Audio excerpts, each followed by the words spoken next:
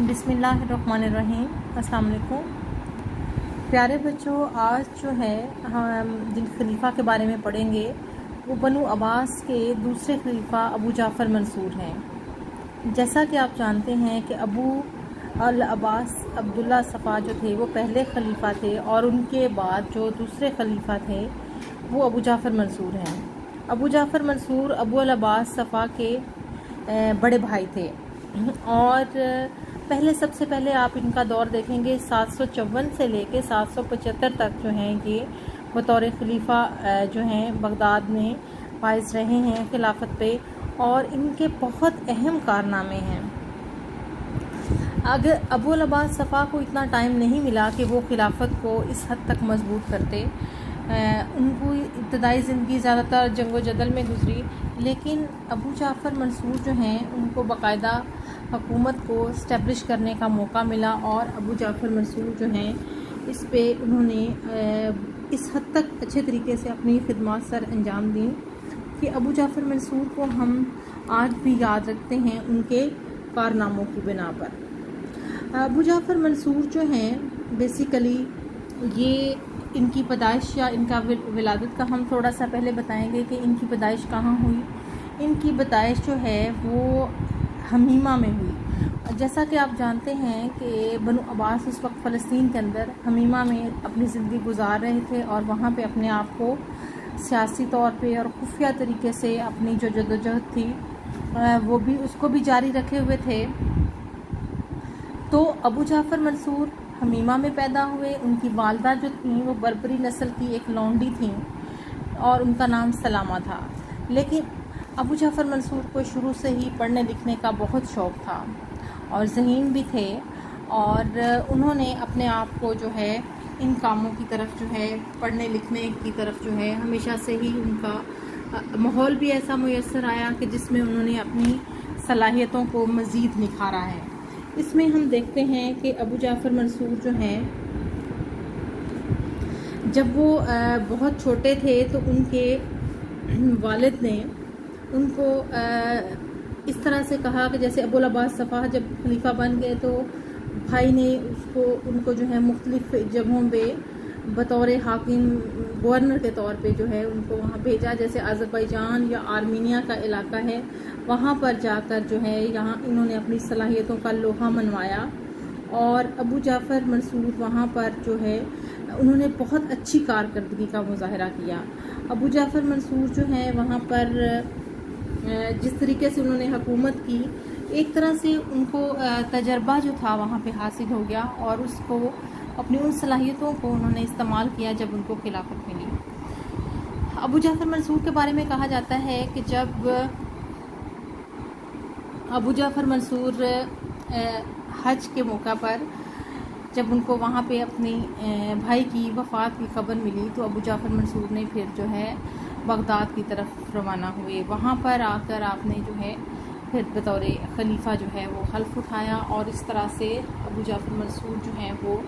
हाकिम बने। अबू जाफ़र मंसूर जो है उन्होंने जब खिलाफत संभाली तो उसमें हम देखते हैं कि जब उनको भी मुख्तलिफ मसाइल का सामना करना पड़ा। कुछ मसाइल ऐसे थे जो कि यकीनन बतौर खलीफा हर हाकिम को पेश आते रहे हैं, लेकिन कुछ मसाइल ऐसे थे जो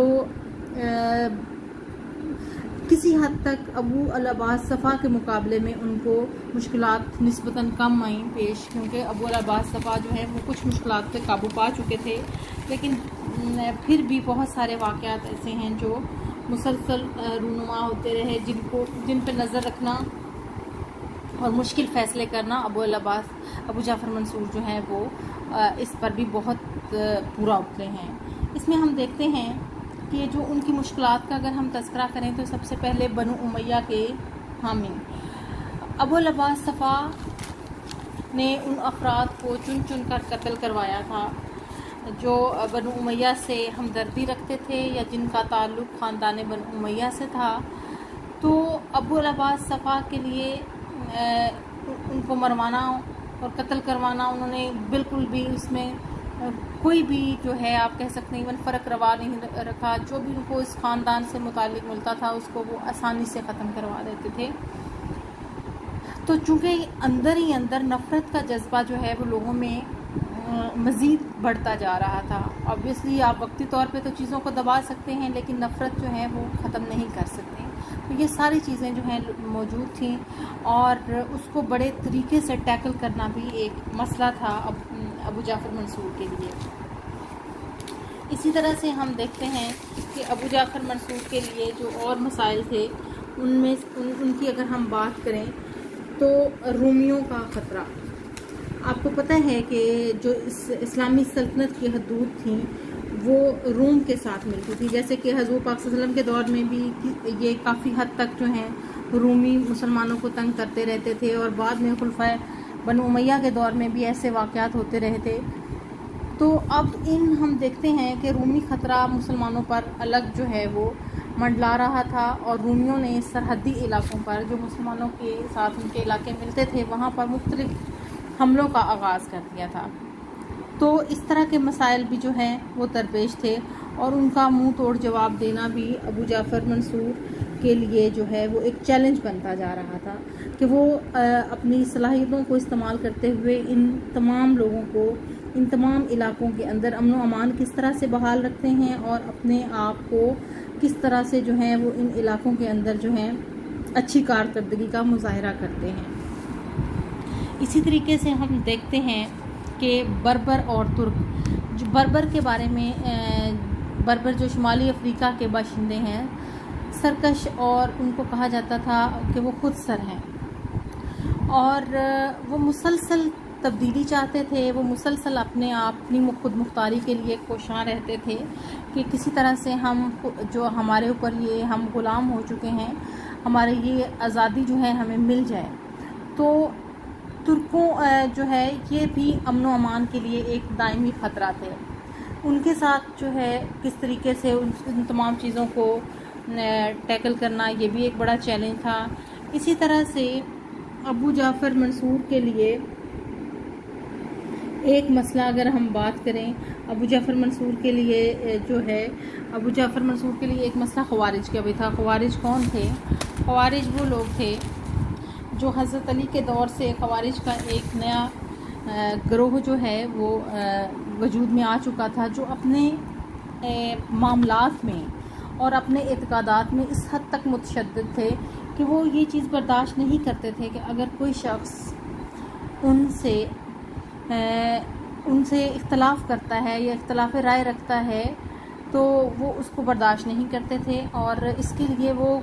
کسی حد تک بھی جا سکتے تھے. اس کی بہت ساری مثالیں تاریخ میں دی جا سکتی ہیں کہ جب انہوں نے بہت سارے صحابہ کرام کو جو ہے وہ شہید کیا تو اب یہ خوارج بھی جو تھے وہ بھی طاقت حاصل کرتے جا رہے تھے. تو ابو جعفر منصور کو ان تمام خوارج سے بھی نپٹنا تھا اور یہ بھی خطرہ ان کے لیے جو ہے ایک نئی خاندان کے لیے اور نئی حکومت کے لیے خطرہ سے سلطنت کے لیے خطرہ سے خالی نہ تھا جو خوارج کی سرگرمیاں تھیں. اسی طرح سے محبان اہل بیت کی اگر ہم بات کریں تو محبان اہل بیت جو اہل بیت سے محبت رکھتے تھے ان کے ساتھ جو ہے ان کا جو رویہ تھا کیونکہ ظاہری بات ہے بنو عباس نے جو حکومت ہے وہ ان کے نام پہ حاصل کی تھی اور اس طریقے سے یقین دلایا تھا کہ ہم جو حکومت لے کر کن کے حوالے کریں گے ہم حکومت کو حوالے کریں گے اہل بیت کے یا بنی ہاشم کے بنی فاطمہ کے. تمام چیزیں ان کے ذہن میں تھیں لیکن جب ان کو واقعی کامیابیاں مل گئی تو یہ تمام باتیں ان کے ذہن میں جو تھیں اور جس بات پہ انہوں نے تحریک چلائی تھی اس کو انہوں نے بالکل پس پش ڈالا اور اپنا اقتدار قائم کرنا چاہا اور واقعی انہوں نے حکومت دینے سے انکار کر دیا. اور پھر آگے چل کر ہم دیکھتے ہیں کہ ابو جعفر منصور کے دور میں ایک بہت بڑا سانحہ رونما ہوا جس میں امام نفس زکیہ جو ہیں ان کو شہید کیا گیا اور ان کے چھوٹے بھائی امام نفس رضیہ کو شہید کیا گیا. تو محبان اہل بیت اور بھی لوگ موجود تھے جو اہل بیت سے محبت رکھتے تھے اور جب وہ اس طرح کی کارروائیوں کو دیکھتے تھے کہ اس طریقے سے لوگوں کے اوپر ظلم و ستم جو ہے وہ روا رکھا جا رہا ہے تو وہ بھی بالکل پریشان تھے اور ایک طرح سے حکومت کے خلاف یا خلفائے بنو عباس کے خلاف جو ہے ایک طرح سے نفرت کا جذبہ جو تھا وہ موجود تھا. اسی طرح سے عربوں کے اندر عدنانی، قحطانی، مزری، یمنی، کشمکش، یہ قبائلی عصبیتیں بھی موجود تھیں جن پر وہ قابو نہیں پا سکے تھے. اور اس طریقے سے ہم دیکھتے ہیں کہ اگر دور دراز کے علاقوں میں جو ہے لوگ اور زیادہ جو ہیں سر اٹھا رہے تھے، بہت سارے لوگوں نے، جیسے سندھ کا علاقہ ہے وہاں پر بنو عباس کو جو ہے بنو ابو جعفر منصور ابو العباس صفا کو پہلے خلیفہ تسلیم کرنے سے انکار کر دیا تھا. اسی طرح سے ان کے دور کا ایک اہم واقعہ ان کے اپنے خاندان کے اندر جو ہے بنو عباس کا داخلی انتشار تھا. حکومت بنو عباس نے حاصل کر لی. ان کے چچا اس وقت جو ہیں وہ موجود تھے، جیسا کہ آپ نے جانا کہ ابو العباس صفا کے دور میں جو شام حجاز کا علاقہ ہے اور جو اہم علاقے تھے جہاں پر انہوں نے اپنے زیادہ تر جو چچا تھے ان کو فائز کیا، داؤد بن علی، عبداللہ بن علی، ٹھیک ہے، اور کوشش یہ کی کہ یہاں پر یہ جو ہیں ہمارے لیے، چونکہ یہ خطرے کا باعث نہیں ہوں گے، لیکن آپ ایک چیز ذہن میں رکھیں، جو اقتدار ہے انسان کے لیے اس حد تک بری چیز ہے کہ کبھی بھی کوئی بھی آپ کا دشمن بن جاتا ہے. اس کی مثالیں ہمیں تاریخ میں، خاص طور پھر بعد کی تاریخ کا اگر ہم تذکرہ کریں تو ہمیں خاندان جو ہے مغل خاندان میں ہم بہت دیکھتے ہیں.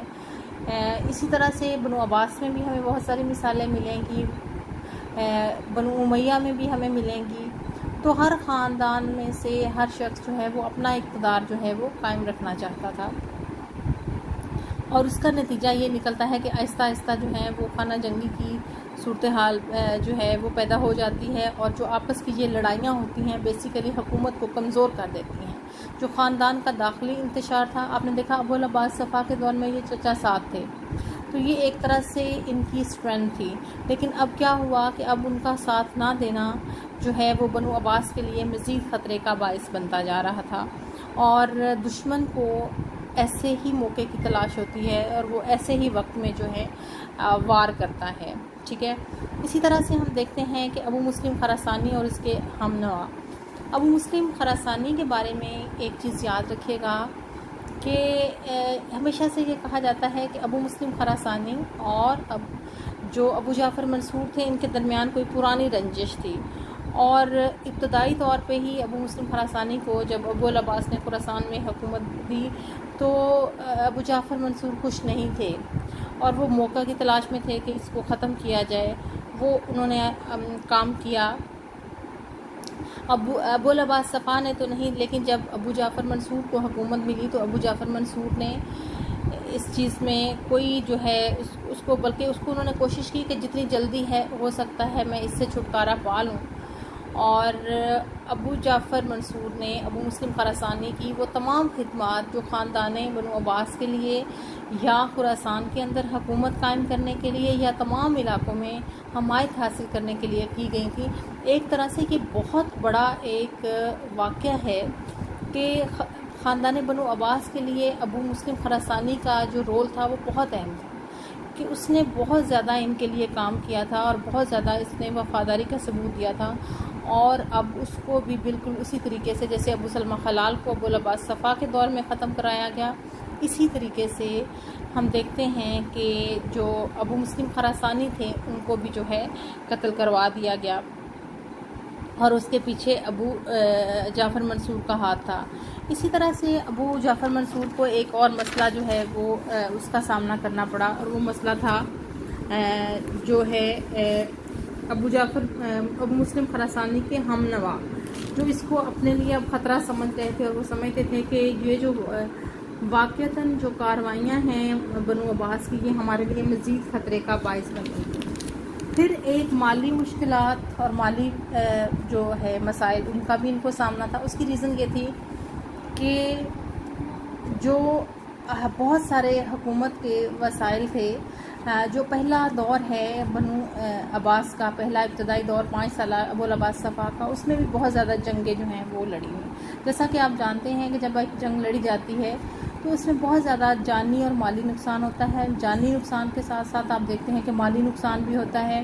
یعنی کہ بہت سارے چیزیں جو ہیں اس طرح کی، مثال کے طور پہ فصلیں جو ہیں وہ جلا دی جاتی تھیں، لوگوں کے گھر بار مال و اسباب تمام چیزیں لوٹ لی جاتی تھیں. تو اس طرح کے ہم واقعات دیکھتے ہیں کہ یہ چیزیں بھی جو ہیں اسی طرح سے موجود تھیں، اور یہ بھی جو ہے حکومت کو ویک کرتی ہیں. ان تمام چیزوں کا دوبارہ سے ان چیزوں کو احیا کرنا، ان دوبارہ چیزوں کو ٹھیک اپنے طریقے پہ جس طریقے سے وہ تھیں لانا، وہ ایک کافی مسئلہ ہوتا ہے. تو یہ تمام مسائل بھی اس کے لیے پریشان کن تھے ابو جعفر منصور کے لیے، اور ان تمام مسائل سے جو ہے انہوں نے نپٹنا تھا. تو ہم دیکھتے ہیں کہ دوسرا اگر ہم اس کو تھوڑا سا مختصراً بیان کریں تو ہم یہ کہہ سکتے ہیں کہ ابو جعفر منصور بنو عباس کے دوسرے خلیفہ تھے. انہوں نے تقریباً 22 سال حکومت کی، اور ابو جعفر منصور جو ہیں ان کی والدہ جو ہیں بربری نسل کی لونڈی تھیں. علم و فضل میں وہ یکتا تھے. اسی طرح سے ان کو جو ابتدائی مشکلات کا سامنا کرنا پڑا بالکل اسی طریقے سے جو ہر ایک خلیفہ کو درپیش ہوتی ہیں جب وہ خلافت سنبھالتا ہے، لیکن ان کے اندر اس حد تک صلاحیتیں موجود تھیں کہ انہوں نے اس کو باقاعدہ جو ہے اس حد تک جو ہے اسٹیبلش کیا، اس طریقے سے جو ہے کاروبار چلایا، اس طریقے سے حکومت کی اور اس طریقے سے خلافت کی کہ ان کا شمار خلافت بنو عباس کے، بلکہ کہا جاتا ہے کہ حقیقی معنوں میں، اور کہا جاتا ہے کہ بنو عباس کے حقیقی خلیفہ جو تھے، وہ حقیقی بانی جو تھے وہ ابو جعفر منصور تھے، کیونکہ ابو العباس صفا کو اس حد تک وقت نہیں ملا تھا کہ وہ اپنی کارکردگی دکھائیں. وہ زیادہ تر جنگ و جدل میں جو ہے وہ مصروف رہیں، اور اب ابو جعفر منصور کو اتنا ٹائم ملا کہ انہوں نے سب سے پہلے اپنے جو بغاوتیں تھیں ان کے اوپر قابو پایا. بغاوتوں پر قابو پانے کے بعد انہوں نے جو اگلا سٹیپ کیا وہ اصلاحات ہیں وہ نافذ کی. ان کو ہم بتدریج ان کے دور میں ہونے والے اقدامات کو پڑھیں گے، کس طرح سے انہوں نے اصلاحات متعارف کروائیں، کس طریقے سے جو ہے انہوں نے اپنی حکومت کو مضبوط کیا. شکریہ.